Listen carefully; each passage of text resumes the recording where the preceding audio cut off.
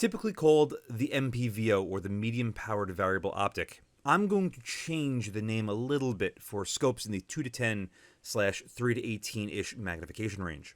Instead, I'm now going to be calling these utility scopes, because I feel they just offer a ton of utility. If you've ever run a 3x prism on a carbine before, then running an MPVO or utility scope like this with a base magnification of around 3x isn't going to be that far off. Or if you plan on running an offset red dot, well then that really covers most of the bases anyway. The only difference is here, you have a maximum magnification of 18x, so that really allows you to reach out and touch somebody at greater distances. Furthermore, utility scopes are typically going to be a little bit shorter and a little bit lighter than their larger HPVO counterparts, like a 5 to 25, let's say. So if you're looking to keep the weight down, something like this is definitely going to be higher on your list than something like that. But just because these scopes are a little bit lighter and a little bit smaller than their larger counterparts doesn't mean that they're not packed with the same great features.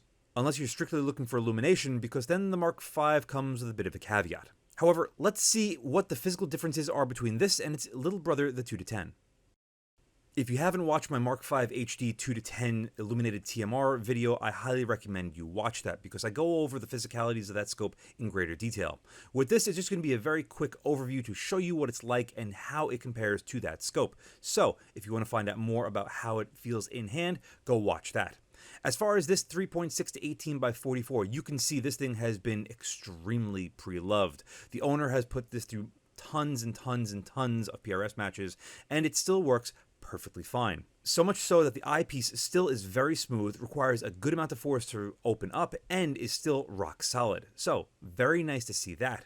Leupold might not do everything right, but one thing they do extremely well are their magnification rings. They're typically much narrower of a band from minimum to maximum as opposed to most other manufacturers. Typically it's around 180 degrees.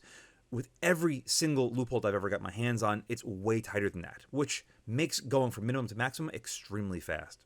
One nice thing that they include with the Mark series is that little cattail, which is knurled and is rock solid, so you don't have to worry about putting an aftermarket part on this to have it not be cohesive.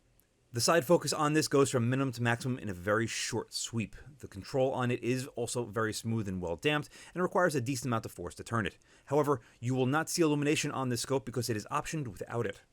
The Mark V turrets are fantastic. If you've never used them before, they are self-locking with that push button on top to disengage it, and they have a really good sound and feel to them. They might not be super top tier, but I feel that for the purpose of a utility scope, that they are more than satisfactory. I like the fact that you can really dial a lot of elevation with these things. They have a massive amount of throw for the internal erectors. From our current zero, we were able to dial up almost 21 mils of added elevation, which is massive. And that little stud on top does pop out to let you know on which rotation you are on. The windage turrets on all Mark V HDs are capped, which is very nice. No sense in having an unlocked windage turret, but I would like to see the windage turret be the exact same as the elevation with that push button lock to disengage it, because maybe you don't want to have to hold in your reticle, or maybe your reticle isn't ideal for holding and you want to make a quick adjustment without having to pull a cap off and lose a cap. It would be nice just to see a push button lock just like with the elevation on the windage, but hopefully on their next generation of scopes. The weight on my scale does come in a little bit heavier than what they say online, but that's because I left the sunshade on like an idiot. And with that, let's get behind the Mark V HD and see if it's worth its 2,000 US doll hairs. You can get 5 different reticles for the Mark V HD series of scopes. The CCH, the H59, the PR1, the TMR, and the TREMOR3. This is my first time behind a TREMOR3, and I've heard a lot of great things about it. And you should, considering that typically most manufacturers have to upcharge you for using this reticle because of the, like patents and whatnot. Anyway, I think that below 5 to 6x, the reticle is way too fine to really use in most dynamic environments. But above that, it doesn't really get all that well defined. This being a first focal plane scope here at 18x, the reticle is going to change size to maintain the proper scaling, so this way you can use all of the holds at any magnification that you want. But at 18x here, it just seems a little tight. Things are a little on the busy side. You might find that to be perfectly fine. For me, it's not ideal. And that's the problem with a lot of the reticles that are offered in this. They're designed to work in multiple different magnification ranges, not just this one. But more on that later. As we dial past 1 full turn and then 2 full turns, pay attention to the buttons on this thing.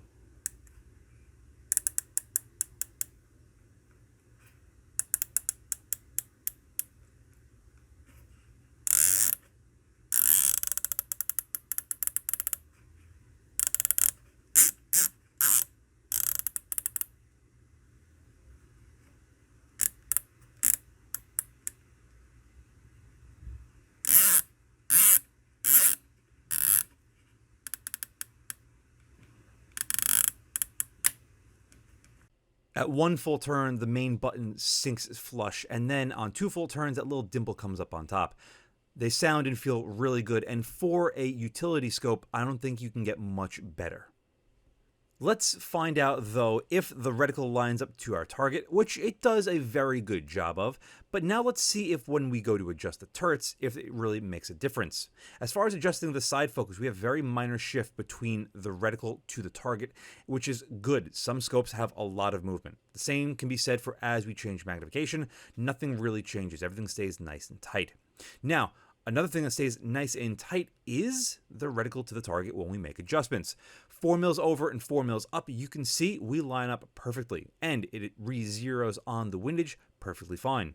As we continue climbing to 10 mils, you can see once we get to the bottom, we are about 1/10 of a mil off, or about 1%. This is the exact same performance that we saw out of the 2 to 10, so honestly, pretty damn good. It returns to 0 and back up to 10 mils without issue. So far, there's a lot to like about this thing. It's short, it's fairly lightweight, it's got a decent magnification range. 3.6 to 18 might not be as good as 3 to 18, but we're going to take a look at that soon when we look at some comparisons. But the reticle is pretty nice. It lines up to our target very well. It tracks very well. The turrets are very nice. There is no illumination, so we can't test that, but the illumination on the 2 to 10 was more than adequate given the magnification range. As for the TREMOR3 reticle here at our 30-yard power transformer, it's very fine, and it gets lost. It's something that if you get behind the gun really quick and you're at lower magnifications, you're going to be searching for where the center is, or at least that was my experience with it.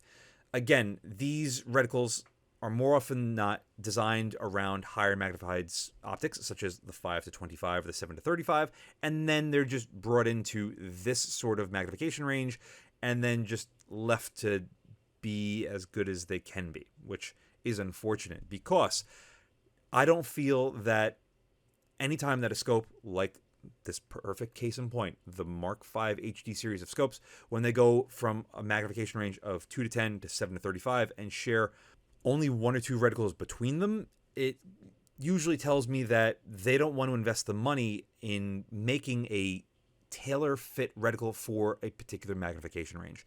This 3.6 to 18 is one such example. Here at about 10x, you can just start making out where the reticle really makes sense. You can just make out those larger dots for the wind holds on the elevation gains, and it's more or less more usable. But below this, it really does just seem way too fine to my eye. If you're shooting on a square range at paper targets or at steel, then you might have the time to get behind it and dwell on it and really make the most precise shot possible, which is great. But if you're shooting in a more dynamic environment and you're trying to keep the magnification a little bit lower, so this way you have a better sense of what's going on downrange, then the lower magnification ranges aren't going to be anywhere near as usable because, number one, if you're at, let's say, 5x, you can't really see the reticle. And then, number two, you can't really see that much of the target because you're only at 5x. So it's a bit of a give and take, yes, I know, but I just don't think that the TREMOR3 reticle is perfectly situated for this magnification range. Your mileage may vary. You might say this is perfect for you and it works great, but this is not the first time, nor is it the last time I've had an experience where I feel the reticle just gets way too small at the lower magnification ranges. Why bother having a 3.6 to 18 if you can't use the reticle below 5 or 6x? Why not just go for the 5 to 25? Absolute mega rant over. You can see that at 18x here at 400 yards, the image does seem a little bit soft. We have some minor chromatic aberration creeping up, but overall the image just doesn't really pop.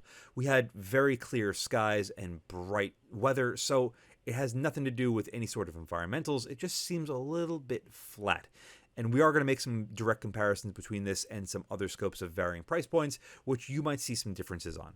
At 900 yards, we have a very clear image of our power tower and very minor chromatic aberration creeping up at the out of focus areas on those 30-yard power lines, so much so that it begs the question, why even bother bringing it up? Well, just because you want to know about it.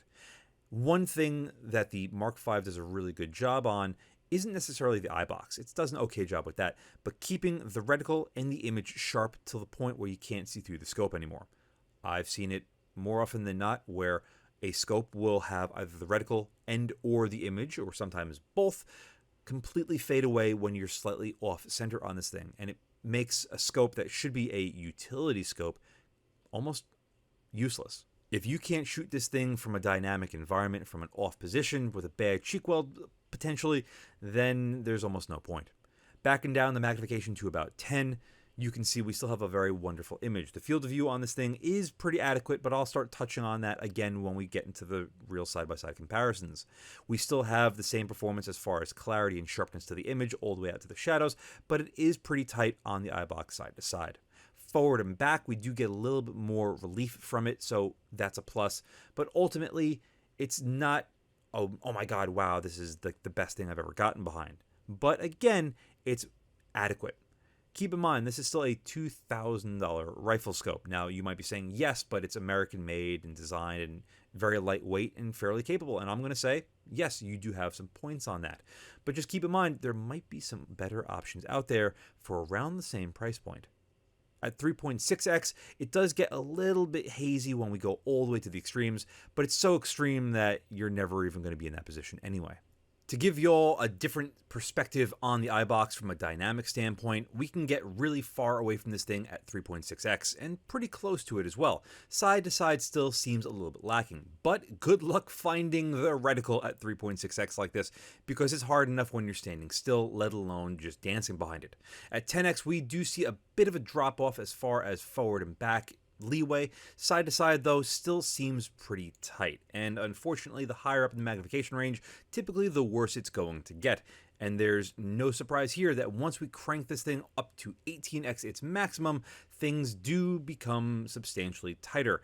If you don't have a perfect cheek weld on this thing, you're going to be suffering just a little bit.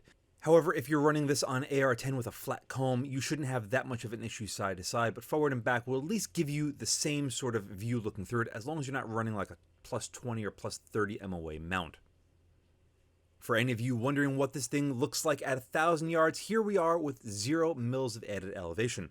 To give everyone a concept of what my zeros typically are, it's usually about a 100-yard zero for a 5.56, because that's typically how I do most of my shooting nowadays. It's basically the exact same as a 50-yard zero for a 22 LR. It's within an inch or so depending on how you are. At 0, it's got a pretty decent image. It's a little soft, but nothing, I would say, unusable if you wanted to spot. Adding 10 mils of elevation, you'll see the image gets a little bit darker, but I'm happy to announce that it's just a shift to the exit pupil. So a very minor adjustment of about a 1/16 of an inch down will grant you a much brighter looking image than what we just saw. Image sharpness wise at the center, I feel it's a little bit better here than what it was at 0 mils added. Chromatic aberration isn't really an issue, but it still doesn't seem as sharp as what I've seen with some other scopes.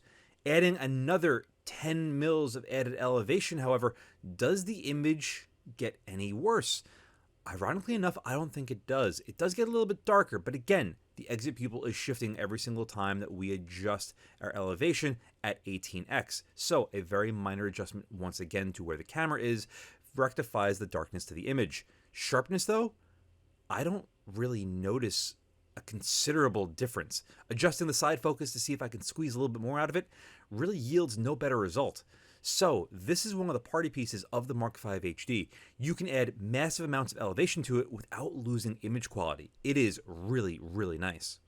For many of you that might be hunting with this thing, you might wonder what the twilight performance is like. It's clearly twilight. There is no illumination on this, again, don't forget. So there is no illumination to help figure out where the center of the reticle is. Good luck finding it below 6x.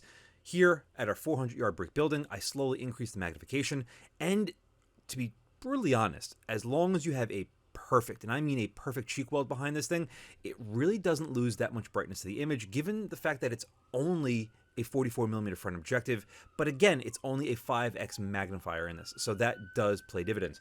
I apologize for all the emergency sirens outside. We're currently undergoing a typhoon, and we're getting flooded everywhere. I'm happy to be inside. Unfortunately, my wife is working, so sucks for her. If you do come off slightly off center though, it will change the overall brightness of the image. But again, if you're perfectly behind it, it's quite usable. For many of you, you're here simply for the comparisons. So, to make this very clear, on the left will be the Mk5HD, and on the right will be the competitor. If you're wondering what it is at any given time, there's going to be a timestamp, obviously, but on the top right, you will see the name of the competitor. That's right, we're starting with the Athlon Helos BTR Gen 2 2-12. This is the budget end of things. Being a 2-12, we have a much larger field of view at its minimum of 55.7 feet at 100 yards versus 28.3 for the Mark V. Just look at how much of a difference that is between these two. It's monumental, as is the view looking through it. With the Mark V, it's a fairly small view looking through it. I haven't touched on that because I really wanted to have it sink in when we have it against a $550-ish competitor on the right. As for the image quality on both of these, guess what? They're a lot closer than they are dissimilar. Yes, the Helos only goes to 12x, but that 2x on the bottom is painfully usable. But another area where I like to think that the Helos is better is the reticle, because you can actually use it at 2x and find out where the center is rather quickly. Whereas again, with the Mark V, unless you have the TMR, it's going to be really challenging to do that. And then you're left with the TMR, which is a very simple milling reticle, which yes, it's fine, but if you want to hold for it at distance and compensate for some wind, you're not going to really have the best time with it. With both of these scopes at their maximum magnification, 12x for the Helos and 18x for the Mk5 HD, take a look at that vent for the fan. Yes, they're dissimilar as far as size goes because there is a 6x discrepancy currently, but is it really that much of a difference? For many of you, you're going to say absolutely 100%. It's a huge difference. I need the most magnification possible. For everyone else, you might be like, it really isn't that big of a deal. Yeah, there's a lot to it between these scopes, but again, the Helos is just so damn practical. And again, not because of the 6x difference, but just the view looking through it. It's so much larger looking through the Helos as opposed to the Mark V, and it really does change the dynamic of it.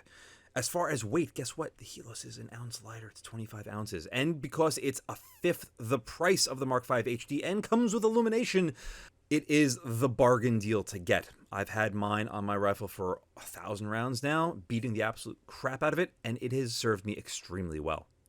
On to another scope that has served me extremely well for a long time. It is the Optica 6 3-18x50. Even though the Optica has a fairly small view looking through it, compared to the Mark V HD, it is much larger. And at 3x, guess what? You can see the reticle. Holy shit. Who'd have thought that you could actually use a scope at its minimum magnification? 3x versus 3.8, the field of view on the Optica 6 is substantially larger, 33.5 feet versus 28.3 feet at 100 yards. However, at their maximums, they're going to be identical at 5.8 feet. Both of these at 10x. Here, you can see again, there is a much larger view looking through the Optica, and as a result, we see just more information. And typically, more is better, especially when you're downrange at a particular magnification, because you can see more of the targets, you can see more of where your shot might land, and it's going to keep your situational awareness higher, which is better. It's better, rarer. It's better all over. Here at their maximums, again, the field of view on the Optica 6 is substantially larger, and the reticle, to my eye at least, is a little bit more usable on the center. However, the TREMOR3 does get really nice as far as all those very minor holds. The Optica 6 with the MRAD 1 does get a little bit harder to spot every once in a while. At 900 yards on the power towers, is there a difference?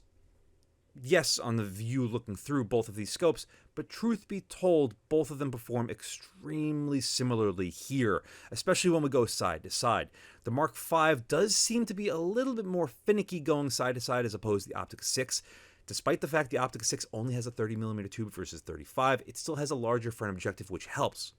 50mm versus 44 is substantial, and it is going to play dividends, especially in lower light environments. The Optica 6 does perform quite well like that, and given the fact that it's a third the price, it comes in around $700 to $800, comes with decent illumination, multiple reticle options. It is, again, a very hard optic to beat, considering I have thousands of rounds through this scope. Sure, not all of them have been super abusive, but every time I pick the scope up, it just works. And again, for a budget option, it is very hard to beat. But keep in mind, it is 4 ounces heavier. Yes, see, this is all fine and dandy, but I really feel like spending at least $2,000 on a rifle scope. What else can you show me that you might say is a decent comparison? The Nightforce NX8 comes in a plethora of different reticle options as well. All of them, I think, are a little bit too descaled for the magnification range. 2.5 to 8 is massive. But it's the exact same performance that we're getting with the Mk5 HD, so it's give and take. However, one area where the NX8 absolutely trounces the Mk5 HD is, again, the view looking through it. It is monstrous, and we have 4x extra on the top end, so if you didn't want to use the maximum magnification that the NX offers, you back it down to about 16x, you're going to have a much better field of view and Eyebox, and it just makes the world a better place. These are around $2,000 plus, so they are the bare price for the Mk5 HD that without illumination, but the NX8, guess what, does come with illumination. And you could also get them in different colors, and like I said, a lot of different reticles, and it's only about 2 ounces heavier than the Mark V. But one area where the NX8 does taper off is it doesn't have a locking elevation turret.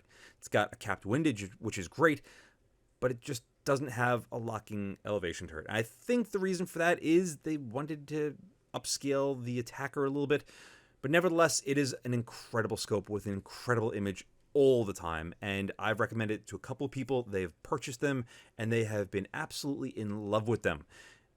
They're really hard to beat, and again, for the $2,000 that you can get them, they're right around the same price as the Mark V HD, come with the same incredible warranties, and it's a Nightforce. It is made in Japan as opposed to the US, but that's splitting hairs. However, if you wanted to buy an American-made scope for around the $2,000 to $2,500 price point, then there's only one true competitor to this Mark V HD.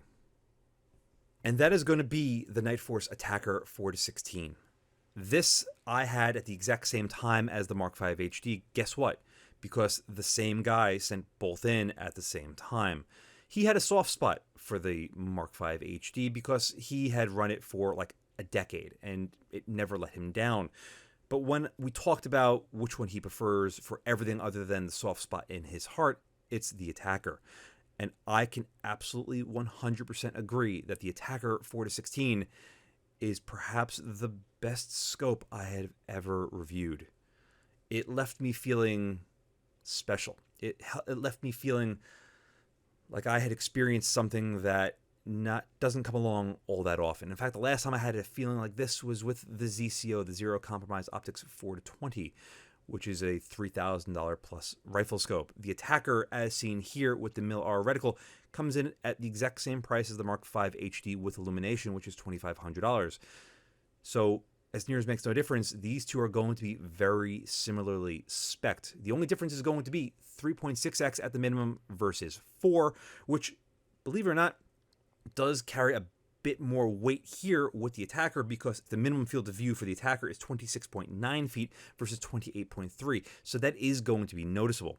The view through the ATACR is a little bit larger, but splitting hairs. You do see a lot more of the scope body with the ATACR though, which might play dividends for a lot of you out there if you're like me, and the less scope body, the better. The Mark V does a decent job of that. The ATACR is almost twice the amount of scope body, which is noticeable. However, what also is noticeable is the colors, the sharpness, the brightness, the clarity of the ATACR it's just better than the Mark V. And yeah, side-by-side pictures here being shot through a camera and, you know, edited and encoded differently. Yeah, we're gonna lose some sort of clarity. This is gonna be Gen 2 footage. But the ATACR, when you're behind it in person, is just the next step above the Mark V HD.